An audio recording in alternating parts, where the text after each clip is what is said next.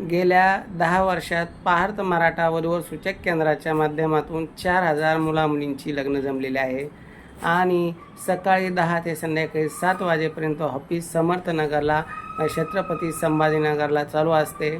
तसेच WhatsApp group सुविधा आहे। parthmarathha.com नावाना वेबसाईट आहे आणि आता आपण पार्थ मराठा यूट्यूब चॅनल चालू केलेला आहे।